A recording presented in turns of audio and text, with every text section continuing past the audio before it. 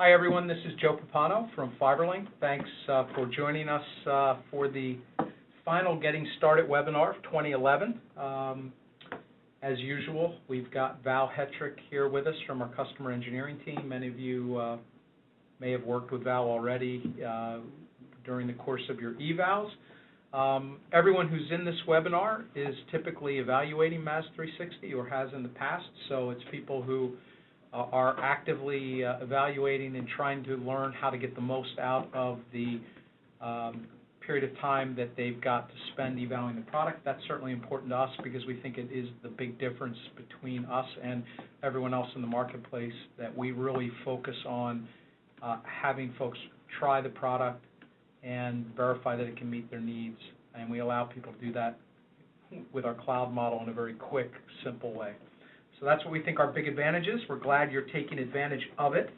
And we're going to do the usual thing today. Val's going to start off with a few slides, and then we're going to go through the enrollment process, I think, on an iOS device today, right, Val? That's correct. We'll focus on iOS, but we'll certainly talk about Android as we go.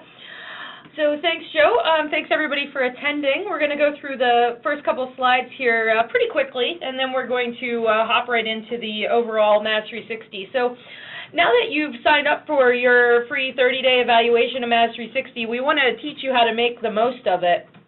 This session is going to provide a quick overview of setting up the basics for your MaaS360 portal account and configuring some of the additional settings for the advanced mobile device management. What we're going to cover is configuring those services. We'll show you how to upload your APNS for iOS management. We'll talk about how to configure some of your device enrollment settings. Finally, we'll enroll the iOS device here that I have is an older 3GS iPhone running iOS. We'll talk through some of the policy options and show you how those work.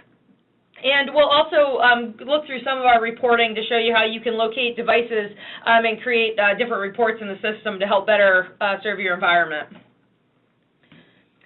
So before we jump into the session, I did just want to take a moment and review our MaaS360 mobile device management cloud-based infrastructure. The ActiveSync manager that we can integrate with from your corporate mail perspective allows us to interface with your Exchange server or your Lotus Traveler server. We've also added in interfaces for your BES infrastructure. One important thing to note is that we do not get in the way of your email delivery. We do sit in parallel with those systems. You can also use our iOS enrollment for APNS from Apple, and it does provide that additional functionality in terms of different policy options and selective wipe capabilities. The Android enrollment does require a lightweight agent from the Android marketplace that would come down onto the phone or the tablet while you're doing the enrollment, and that also opens up some additional Android policy options and device actions, such as a locate device. Finally, everything is managed in a single window within MaaS360, and we do have access to quite a few different mobile intelligence dashboards and reporting. So we're going to jump right into the session now. If you do have questions or want to see a specific scenario, you can type those into the chat and Q&A, and at the end of the presentation here, we'll cover off some questions that come in. So just bear with me one second while I switch over to MaaS360. What you're looking at right now is essentially the Getting Started checklist. So I did go to MaaS360.com already and signed up for my evaluation account for iOS and Android. And you'll see we've done pretty simple in terms of a 4-step process. The first step is to configure your MaaS360 services, and this is where you are going to be able to upload your APNS. Now, Apple used to make you sign up for a developer account, and you had to pay $300 to get a certificate, and they've opened that up so you don't have to do that any longer. So we have added new functionality in MaaS360 to prepare your certificate signing request for upload to Apple, and we do have a step-by-step guide. I've already have a certificate here that I'm going to use, so I'm just going to browse out to that now and go ahead and open that up. And my certificate is P12. It's either a P12 or a PFX file. I'm going to type my password that I used here and click Save. This will now show me my certificate. The other services that I have enabled for this particular evaluation is our Enterprise App Store for iOS and Android, our compliance rules engine, our document and content management, and also our end user portal. If you did want to take advantage of some of the other services we offer regarding the Cloud Extender integration against your Mail or BlackBerry environments, you can enable those here. And we also have laptop management and Mac management within the same infrastructure if you need it to manage laptops and desktops. I'm going to stop for the purposes we're doing here and hit the close button, which is going to redirect me back to our checklist.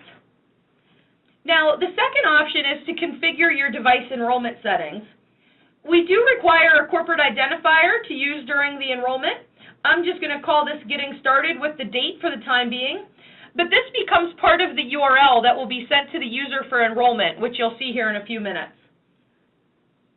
In terms of our over-the-air authentication for enrollment, you can use 3 different options. The first is to use a unique passcode that will get sent to every user. We do have a bulk import, which I'll show you as well.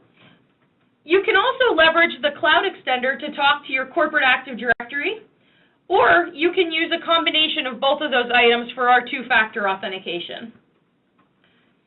We do allow you to upload a corporate usage policy during the enrollment, and that would just be a text or HTML file of under 4,000 characters. You can also add corporate support information in, so if I wanted to direct everybody to call me while I was enrolling, I can simply put a message there. And you can also alert your administrators when new devices enroll. So this gives you, some visibility into folks that are, connecting to your Exchange server or are enrolling into the system. I'm going to go ahead and click Save. The options, of course, are dynamic, so if you did start out with passcode authentication and wanted to move to Active Directory or change anything while you're going, there's flexibility in the system to do that. So our next step is really to enroll our mobile device here. And what we're going to do is set some specific information. I'm going to enroll an iOS device.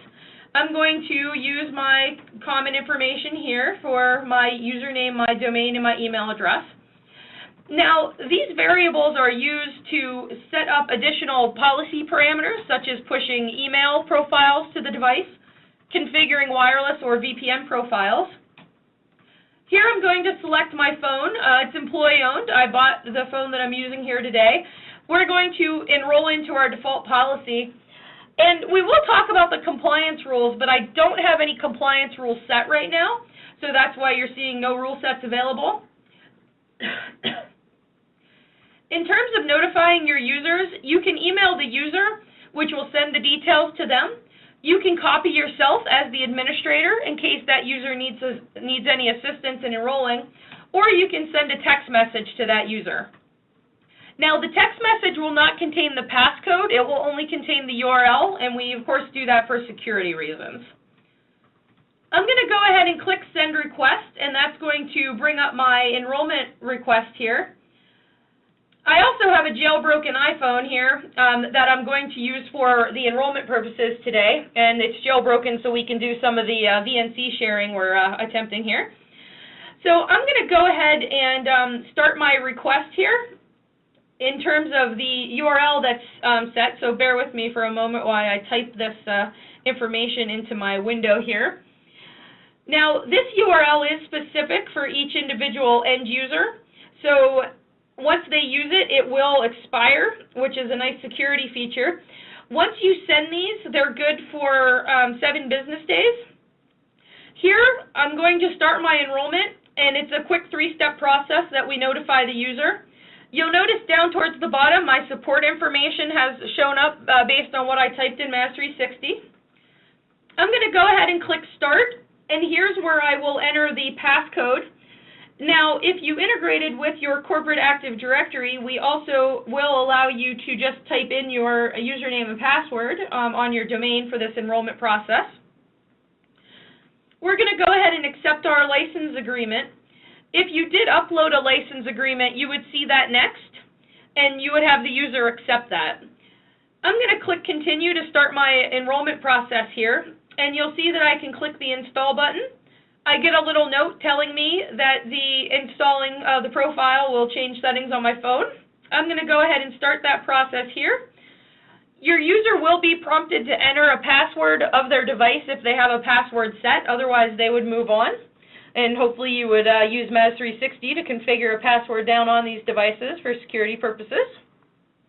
This will take a few moments in terms of what we've done here, but while we generate our keys and our profiles and finish the enrollment, one thing I wanted to talk through in terms of the Android side, you would have that same URL with a passcode, but you would also be prompted for that corporate identifier.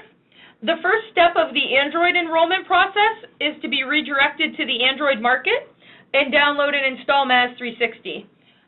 Once MaaS360 is on the phone, you'll be taken into a three-step enrollment process where you would enter the passcode or your credentials.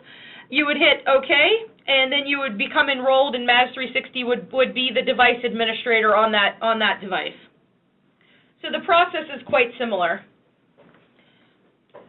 From an iOS perspective, we don't have an agent for the enrollment process, but we do have an agent that I will push down to my device and show you in terms of some of its additional capabilities.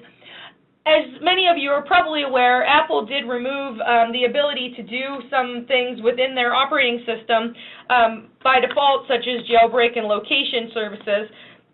So we've built an application that allows us to tap into some of those resources to identify if the phone's jailbroken or if where that device is located.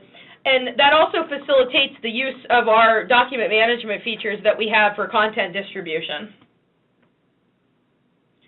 And you'll see some of that process here as I get enrolled, because I did stage it so that we could see it quickly. So we're just getting our last set of keys generated here. We are talking to the MaaS360 servers while we're doing this to push down some of our enrollment requests. And then we're also interacting with Apple's APNS systems to be able to push down some of the additional profiles. Which, yes? There was a question about I think the passcode in the enrollment request. And the question was the password good for 7 days or 7 business days? It's 7 days. Physical days. 7 physical days, correct. And at that point, if the user doesn't enroll with it, you can generate a new one. That data will get cached in the system, so you can pretty easily resend the request down. You're welcome. All right, so our profile is now installed. We're going to go ahead and click the Done button, and you're going to see now my device is enrolled, which is all very good. So I'm going to pop back out to the main screen here, and like I said, I staged this to make it very pretty, and you can certainly do this within your evaluations and your deployments. But here I've published our application catalog down, and that's what you're seeing on the device right now. If I click into the application catalog, I'm going to very quickly see that the MaaS360 agent is available for me to install. And as I don't have the iTunes password for this particular phone, I'm not going to be able to walk you through the whole process. But what would happen is this will redirect you out to iTunes to be able to download and install our application. And I will show you as we continue through the demo other applications and how you can push those down to the individual devices. So Val, one other question just came in. So the question is kind of related to how we're displaying, I guess, the iPhone on the device. So we're using VNC server running on the iPhone, and Val's got a VNC client running on her laptop, which is how you're seeing it. And to answer your question, yes, this iPhone is jailbroken in order to get the VNC server running on it. So it's kind of a phone we don't use for anything other than these types of webinars and demos. That's correct. And I am seeing if one of my colleagues can come in and type the password on this device while we continue through the demo here. But what I'll do is go ahead and click the close button. And if I hit the refresh button here, I can see that my status is now complete, that my registration date has occurred here, and that I have an iPhone. Now, one of the items I mentioned was our bulk enrollment. So one of the nice things about Active Directory is it does give you a common URL to use during the enrollment process, so you don't have to send individual requests down to every user. But it, of course, takes away some of the control that you may have on who you might be allowing into the system. So if you opt to use passcode, some people get intimidated by the fact that they'd have to create an individual request, but we do have a sample bulk enrollment file that you can use to upload into the system as well. All right, well, now that my iPhone is enrolled here, I'm going to go ahead back to our home screen, and you'll see that all of our steps are pretty much done here. One of the last steps that we'll walk through are some of the device policies. And I'll just make a simple policy in terms of some of our iOS control. But jumping into the policies, we'll see a handful of configuration options.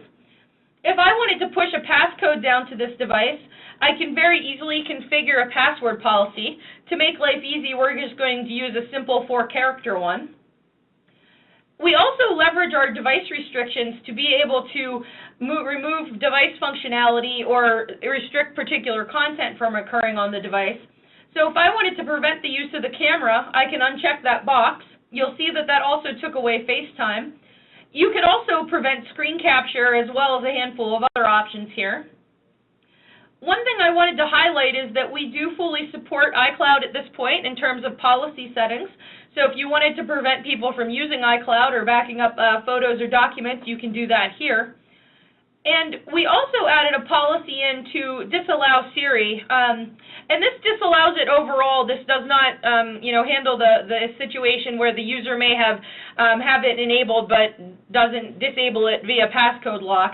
We are hoping Apple allows us to control that in the near future here. If I go into application compliance, I can configure various applications on the device. So if I wanted to make MaaS360 a required application, I just need the bundle ID of the application, and you can do this for any application that iOS or Android puts out there. And we're just going to do that so I can illustrate something a little later for you. You can certainly push wireless settings down, and that's from both an iOS and an Android perspective. This allows you to share your guest or corporate wireless signals with your users without giving them specific information around your SSID or your passwords. From a VPN perspective, Android doesn't have any capabilities today outside of some of the Motorola EMM functionality. But Apple does allow you to push down and configure any of the Cisco Juniper F5 or just to configure the native IPsec. One thing that we do support as well that has become popular as of late is the on-demand VPN settings, which require certificate integration. So MaaS360 also can integrate with your certificate servers, and that's the Microsoft SCEP process as well as the Symantec PKI infrastructure that they just implemented in the cloud. If I look into the Exchange ActiveSync settings, here's where I could configure email and push it down to the individual device. So if I wanted to configure my corporate email, I could simply type in my ActiveSync IP address or my host name. I can use SSL, and then I can confirm what some of my details are in terms of my user account names. You can also select a date range in terms of how far back you want the mail to sync. And in the iOS 5 APIs, we're also able to prevent users from moving mail in between accounts or prevent third-party apps from being able to send mail down to those individual areas. So Apple did implement some of these additional features, which has been quite popular with a lot of our corporations that we deal with. Some of the other options you're seeing down below, we do have the ability to control your roaming settings, and these are more meant in terms of suggestions. So Apple doesn't allow us to forcefully turn on or off data roaming, but here we can make suggestions based on whether or not those should be allowed. Some other iOS options that are available are more for folks that aren't using any type of corporate email integration. So items that you're looking at there are your calendar, your card dab, your subscription, and whatnot. So we do have some corporations that are using GroupWise or Novell that leverage some of that other capability. One of the last ones I'll tell you about is the web clips. And what the web clip allows you to do is push down individual bookmarks to the machines, and that you may, distribute something like a training guide or a link to an intranet site that may be something that you want your users to see from that perspective. So I'm pretty happy with my settings here, so I'm going to go ahead and click Save and Publish, which is going to push that information down to any device that's enrolled. To me, since we're just doing a short demo here, I don't have any, qualms about that, but certainly from a best practice perspective, if you do make policy changes, we do suggest you, actually make test policies and try to test those out before you push them out to production. Hey, Val. Yes. I know you're going to get to this in a few minutes. I just wanted to kind of make sure we cover it. So one of the questions was, could you demonstrate how policy inheritance is handled, like policy assignment to devices? Yeah, we can certainly cover that off from a group perspective and from a individual device perspective. There is a third option that we have that I don't have enabled in this particular environment, which does handle some of the precedents based on group hierarchy levels. So that's certainly a conversation we could take offline and follow up with you if you'd like. So here we are just taking a look at the changes that we made in the policy, so we do kind of give you an overview, and then you're going to click the Confirm Publish button, and that's going to make that policy available down to this particular device. While we let that happen here for a minute, I did just want to highlight some of the Android policies that we allow you to control as well. So here you can also set device passcodes on the Android devices.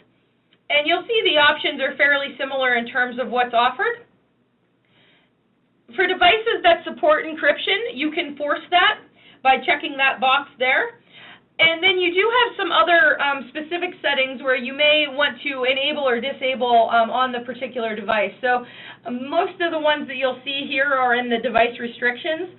So if I wanted to prevent the camera, I could disable the camera, I could disable USB. And then there's some additional settings down below in terms of your location detection policies. The application compliance for Android works the same way as it does for the iOS devices. So you would specify the name and the ID of the bundle app. Android recently allowed us to start controlling native apps on the phone. So if I wanted to prevent YouTube or native email or Gmail, I can check and uncheck these as necessary. The wireless and VPN policies are very similar to iOS, where you can set that detail. And here you can see the Motorola EDM APIs that I was mentioning earlier to configure some high-level IPsec. Ice Cream Sandwich is certainly introducing some new capabilities in terms of overall VPN, but it's yet to be seen what some of the VPN manufacturers are going to do there. From an ActiveSync perspective, Android has two different ways that we can interact with them. One is by trying to configure the native email on the device, and then the second is to use Touchdown. We are partnered with NitroDesk. We don't sell it, so it's obviously completely up to you if you wanted to use their application, but we can facilitate the push of Touchdown as well as the configuration of it. And many corporations are using a third-party email app to try to encrypt some of the emails and attachments on the devices that the Android can't do natively in most instances. Now, there's also some device management actions.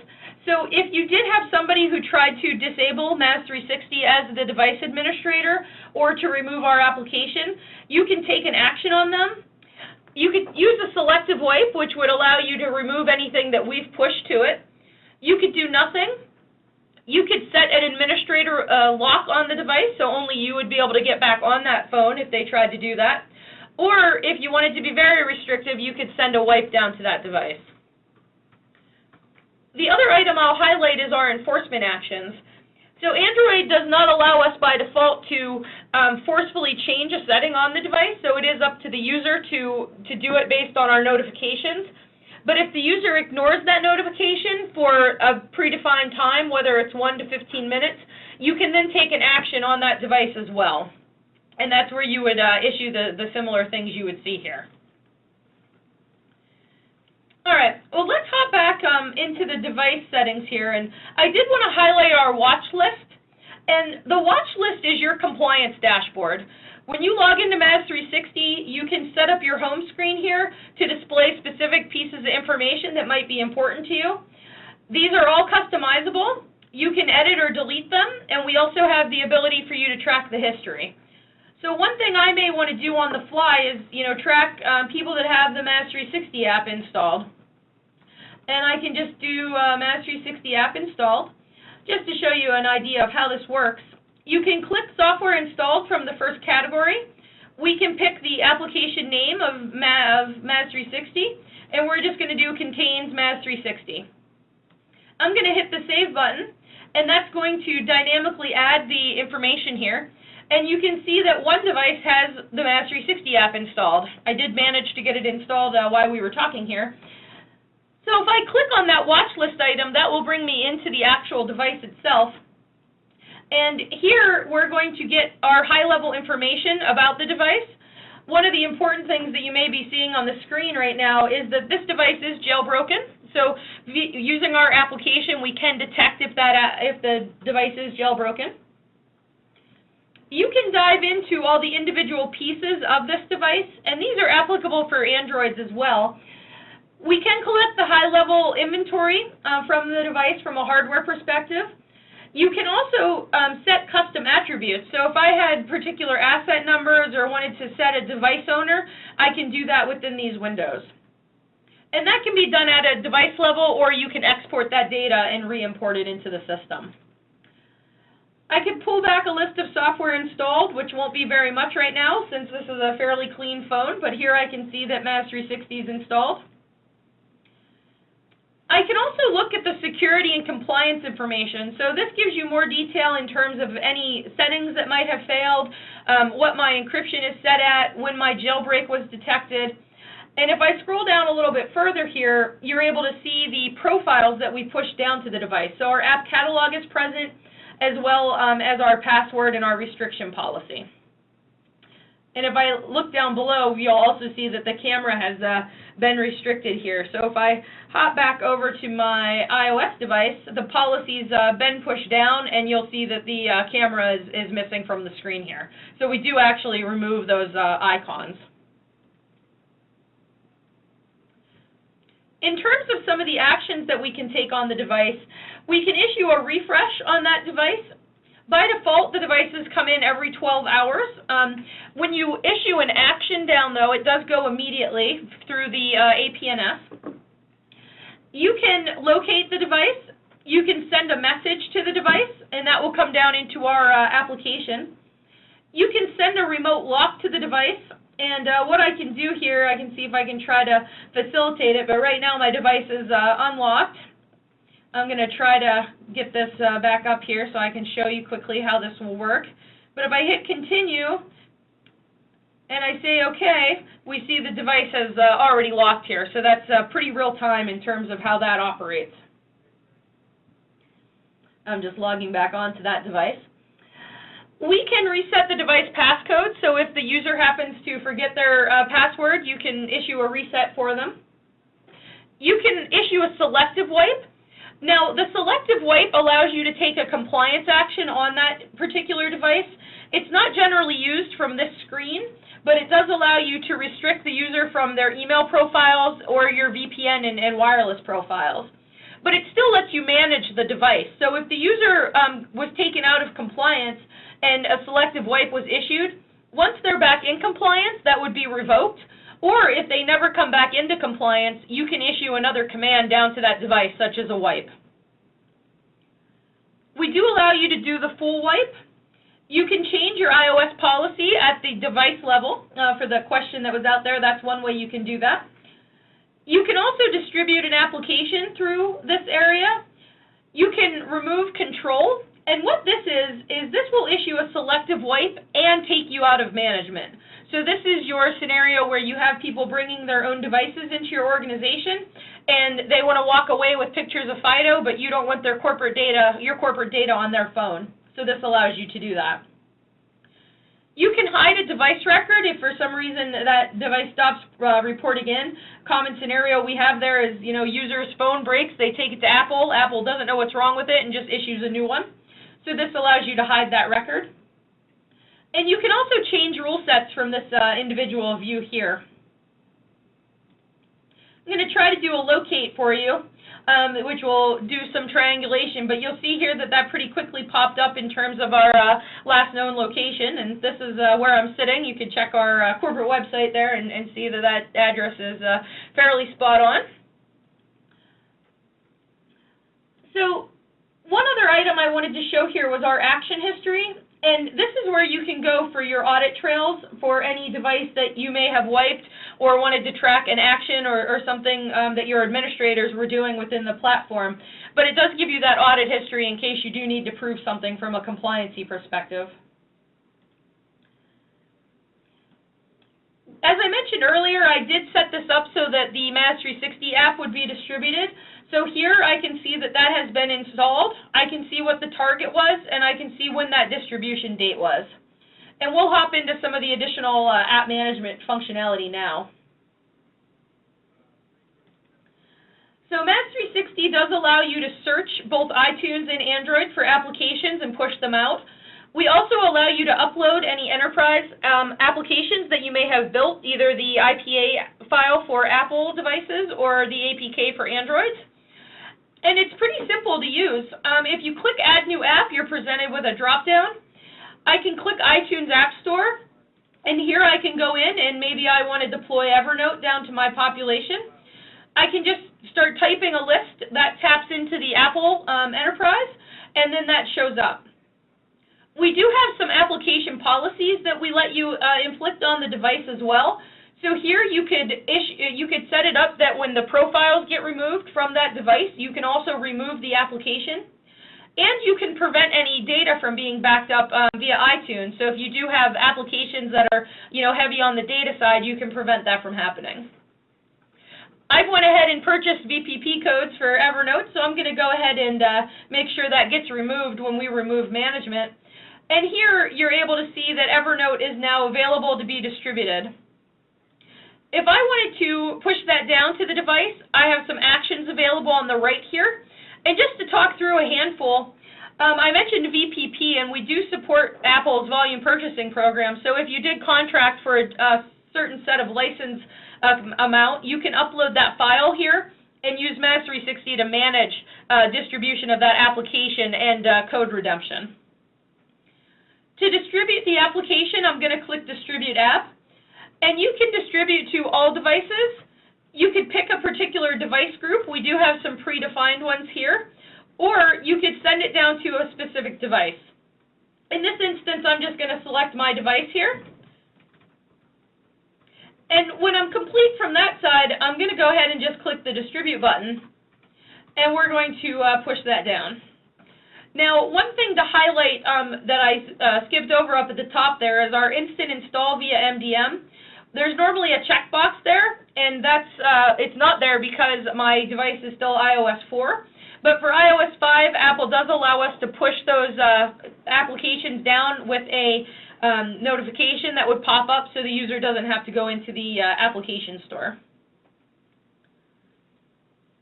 So just to help this along a little bit, I'm going to go ahead and pop back into my device and just issue another refresh. And then I can show you a little bit how this will work on this side. Now, we also allow you to distribute documents down to the device, and I'll cover that off here while my phone's doing its thing. If I hop into the document management capabilities, a document is really considered anything that's viewable on the device. So that could be a PDF or a Word file or a text or a video or a JPEG file. What you can do here is click Add New Document. You can give it a name. You can upload the document from your local machine, or if you have a URL that you may be hosting that document on, you can also input that here. You can give it a description. And one of our newer features is our ability to restrict the share of that document. So if I didn't want that document to be saved onto my device or opened using another application or emails, I could issue a restrict share on that, and that will keep the document secure in our container. If you don't restrict the share, then of course it can be opened in other applications or emailed out of the device. So I'm going to go ahead and click upload here, and that's going to pull my little text file in. It's not a very exciting document, but it'll at least show you the capability of the portal.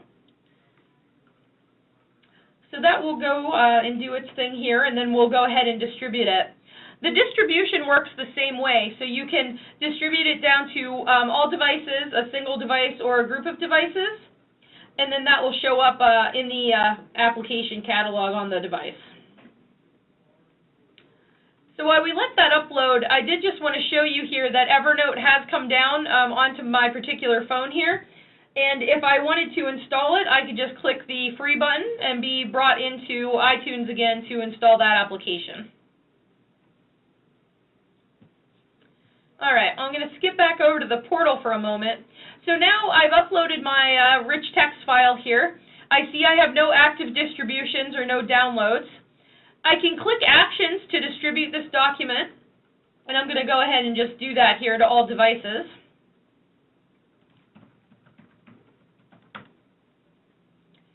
Now that distribution has gotten created in the system, and on the next check-in, the phone will go ahead and download that into the MaaS360 app itself, and I'll show you that application in just a few moments here.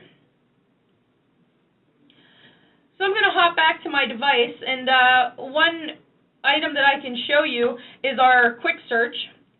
And just by typing iPhone up there, I am going to be brought into my device. So kind of a nice feature if you're a help desk and you're helping users and they just give you their first name, you could search for them there or by email address instead of searching through the whole system. You can search by phone number, too. And you can search by phone number as well. So if I go and look now at my app distribution, I can see that Evernote is in an installation process because I haven't entered my iTunes password yet. And within a few moments here, we should also see that the document will be distributed, and I can show you that. While I wait for that, let me just show you the application on the device itself. So you'll see now that we have the MaaS360 app right next to our app catalog. And if I launch into that, I'm able to see specific information about my device. So here I can see the account number, the device name, and when it last synchronized to MaaS360. My support information that I typed into MaaS360 is there as well. And we do have a log email functionality in case anything does go wrong. We can forward those logs up to MaaS360. That is Val's 800 number there. It won't take you anywhere, though. So here's our message functionality. So if I did want to push a message down to the device, it will show up as a notification, but to read the message, you do need to go into the app itself. We are working in a future release to get those through the regular notification, access through iOS 5 as well. And once the document comes down here, we will see a new tab on the device in terms of documents, so we'll give that a few minutes to push itself down. Hey, Val. Yes. There's a couple questions while we're kind of in a holding pattern there. Okay. One question was, do you have Windows Phone on your roadmap? So that's a great question. We do have Windows 7, an agent available for the Windows 7 devices, as well as some high-level app catalog capabilities. We are working on a Windows Mobile app, as well as a Symbian app, which should pop into play sometime around Q1. Yes, I think, the quick answer is definitely Windows Phone is on our roadmap. It's definitely going to be a platform we support in MaaS360, so absolutely. Another question came in, Val, when you were describing about the best practice for testing policies before publishing them. Sure. So the question that was asked was, I can see where you can hide a policy, but I don't see where you can delete a policy. Yeah, so we actually don't allow you to delete the policies in the system just for historical purposes and in case you ever need to refer to them again for some reason. So you are able to hide those policies and then they won't show in your main view, but we do like to leave them around. So the reason for that then is so that you can, kind of do the forensics if you ever need to do a compliance check on what were the policies that device was in on this specific date. That's correct. Another question that came in was, can you locate multiple devices at once. So there's always another motive for this question. So I think the answer today is no.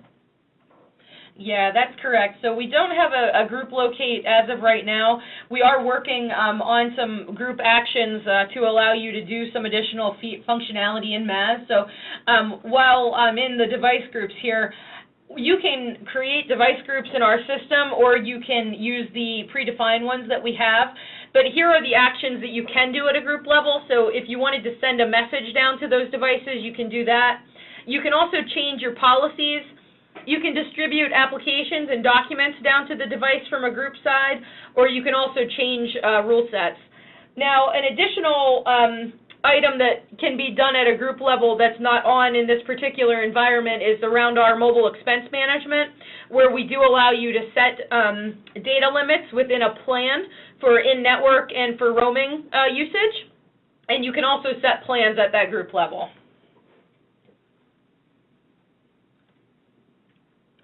All right, well, the document has come down to the device here, so you'll see on iOS 4 here that we do show a little pop-up about the IT administrator making a document available to you. So I'm going to go ahead and click the View button here, and that's going to bring me back into the application, and you'll see on the left a little Docs icon showed up with a 1 over it, and if I click that, I'm shown the test document. And I can click on that test document, and you can see here that it will download onto the device. And if I wanted to, I have the options to email down below, or I can also forward it or open it in another application. If I did push this down with the restrict share option, you would not be able to click on the envelope or the little arrow. And of course, this looks a little bit different in iOS 5, but it is fully supported on both platforms. Okay. So we talked a little bit about device groups, so I'll just show you how to create a device group. You may have something specific that you want to track within MaaS360, say, for example, a certain group of executives that you might want to push particular data down to. As I only have one device in here right now, we'll just pick something that I know will work, but if I go and search on username, I could do contains vHetrick, and maybe I have a lot of devices that I want to use, so, you know, other options are particular apps that might be installed or particular versions, devices that are enrolled versus not enrolled, so you can see very quickly here how you can create your own group. We do allow you to set different columns within that group, so if you wanted to, you know, check to see if autosync was enabled, and maybe I'm interested in knowing the API level of that particular device, I can add those columns here, and they will show up with the populated data. I can then save that group, and you can say the group is either private or public. Private keeps it just for your administrator, where public would make it available for any administrator from your company that logs in. One other note about that is you can also only take actions on public groups to make sure that other administrators, you know, do have some insight into what you might be pushing down to these devices. Now if I go back to my device groups, I'm going to see that the group name has updated, and I have my test group here, and I can easily see who's part of that particular setting. Now, I talked about policies a little bit, and I did want to highlight some of our compliance rules. So a policy is really meant to, you know, force a user to do something on the device, set a password, remove an icon, configure, you know, email or wireless or VPN settings. We have a secondary, what we call our real-time compliance engine, that allows you to take additional action on devices that may be in an out-of-compliance state based on your policy information. So here, I can set my operating systems up that I may want to monitor, and I'm only iOS and Android, so I'm going to uncheck those other things. You can enter email addresses for event notification. And you can also use the hardware inventory tabs within the device views to set important devices that you may not want to enact any type of compliance rules on. I'm going to go from the bottom up, but here we have some monitoring rules, and these are more meant not as compliance actions, but just as notifications in case your user enters a roaming state, or if they change SIM, or if they wanted to upgrade their phone. So here you can do an administrator alert, or you can alert the administrator and the end user. In this case, I'm going to do both and just going to say you are roaming. And this is more, notification down to the end user, just for their awareness. Now, when we look at the compliance rules for the enforcement section, you are able to set MaaS360 up to enforce our enrollment to be on the device. So if you did have devices that weren't enrolled or devices that the user may have removed control from, you can take additional actions. And here, in this integration, you only see alert administrator and alert user and administrator. If you did use the tie-in with the cloud extender, we have two additional options that you can do there. One would be an explicit block against your Exchange or Traveler server to prevent the user from receiving any additional mail or sending any additional mail. And the wipe, of course, would, wipe their device back to factory default. You can also enforce the minimum operating system version. You can enforce encryption support. So if you wanted to prevent Androids that, couldn't support encryption, you can do that from this perspective. One of the things I was referring to earlier was our application compliance. So if we wanted to use that policy that I created to force MaaS360 to be installed on the device, if for some reason the user removes it, I can set up just an alert, or I could use a restrict or a wipe.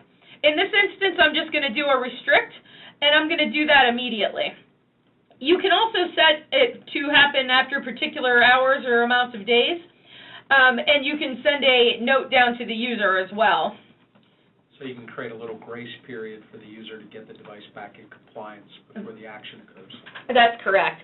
And the other part of that is if we do take a device or we do take an action on a device that's out of compliance, we will reinstate that if the user becomes back into compliance.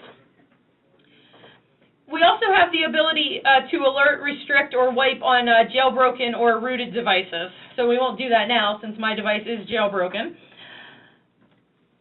But you can see how some of the compliance rules can help enforce additional options within MaaS360 and notify the administrators of any changes that might be coming down.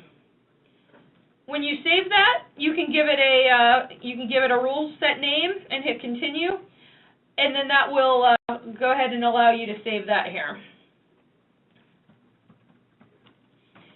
You can create more than one rule set, and you can also tag a rule set a default. This is actually something relatively new that we added into the system, whereas before it was a one compliance rule suits all. Now you can create different rules and assign them to different groups, or create a default rule set to work within your environment. All right, so those were pretty much the items that I did want to cover off today. We do have some reporting available from a mobile intelligence perspective. It's collected on a nightly basis at midnight GMT and parsed through the system. So everything we've looked at up to now has been just at the device level. With the reports, you can get a consolidated list of software or hardware, and we do have some graphing that's available as well.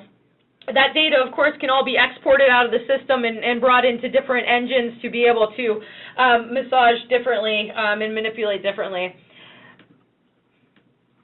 So with that, I'm going to hop back to the PowerPoint for just a second here and cover off our wrap-up, and then we'll take any additional questions that have come up. But we do have a webinar coming up on Thursday, which will be given by me, that will cover off how to manage iPhones, iPads, and Androids in your ActiveSync environment. We also have our past webinars located at that link there, and we have recently did one on controlling mobile data expenses using our mobile expense management capabilities that we have available. There was a heated debate on the Kindle versus the iPad a few weeks ago, and we also did a three-part series on how to enable iOS 5 for your enterprise. We do also have our Master Center, which is a great resource to gather insight into some industry capabilities as well as some how-tos in regards to MaaS360. So you will see some best practice information out there, some common solutions, and then quite a few articles of training posts and free tools to help you with your evaluation. So with that, I'll give it back to Joe for any questions that might have come in. Great. Thanks, Val. As always, it's kind of hectic, but you know what's incredible, and we all, between you and I, we probably do this 20 times a week. It's amazing to go from literally nowhere to fully functional MDM to iOS device enrolled, and we showed it all to you on our production systems in real time. Demoed all the functions, and that is exactly what you all experience with your evals. So there have been a number of questions that have come in. Keep them flowing here. I'll start firing them off. So Val's question about app distribution, is there it usually takes 15 or 20 minutes. Is there a way to speed that up? In terms of the app distribution, when you create that distribution, if the device is enrolled, it will get the updates quite quickly down to it. You can speed it up by issuing a refresh. I would tell you by default the apps do come down pretty quickly. The documents can take about 5 to 10 minutes to get down to the devices. All right, so so it's basically just hit the refresh from the client on the iOS device and hit refresh from the portal? Yeah, so the refresh would happen from the portal level where you could go and find that individual device and issue a refresh. Okay. Great. So there's a question about BlackBerry support, and is it on our roadmap? So today, obviously, the way we manage BlackBerry devices is through the BES server, through our cloud extender. However, there are some changes on the horizon, and I think we plan to have a BlackBerry agent in Q1 here. So for companies that have BlackBerry devices that they want to manage through MaaS, maybe don't want to manage a BES server anymore with it, you will have that capability. I would assume, well, I frankly don't know if the playbook, which is what's being asked about here, runs the old BlackBerry OS or the new one. Yeah, so my understanding from the playbook today is, we're not supporting it since it can't hook up to the BlackBerry Enterprise server. I can take an action to find out if our agent that we're developing will run on that particular device, but it would be based on the operating system. We will be supporting 5.0 and 6.0. All right, and so above. That's the older BlackBerry OS, not the new one, right? Based on QNX. Correct. Although, to be honest with you, we're going to, our strategy, and that's not going to change, is to support anything and everything that's got any type of market penetration. Clearly, BlackBerry is going to be able to do that. Right. So, I wouldn't be surprised at all if we've got it. Question about how you find an app ID to create a blacklist, since that's one of the fields we ask for. Sure. You can do that through our software inventory, or you can also do it through the software installed items on the device itself. So this will give you the independent device view, or once the reporting populated for the overall software installed, you could get a listing of all the apps that are out there, and then you can see the app ID here, so com.fiberlink.maas360 for iOS. If you want to block a application before you have somebody enrolled, Android does have some details in terms of their marketplace where you can find those app IDs on their website. We've not been able to detail any from Apple anywhere on the web unless you actually do install that application. So you may have the administrator, install the apps that you want to block to gather that information and then create that policy. Great. Thanks, Val. And I think we've gotten through all the questions that have come in. So unless somebody wants to fire one in here quickly via chat or Q&A, we'll wrap things up a couple minutes early and let everybody get on with their day. So we'll just give it one more minute here. I hope everybody's evals are going well. We think it's kind of one of the big advantages of our platform and our service is that we can obviously let you try it, and obviously the other advantage of our model is just how quickly we're able to upgrade, add features, and you get the use of those features, almost immediately with no effort required on your end. So I think our next feature elevation is scheduled for this coming weekend. Correct. Right. So we do at least one feature elevation every month. I think typically it's every 3 weeks with, new features that get added to the portal. So, it's something to look forward to, and it's certainly something that our customers think is valuable. So another big advantage of our platform.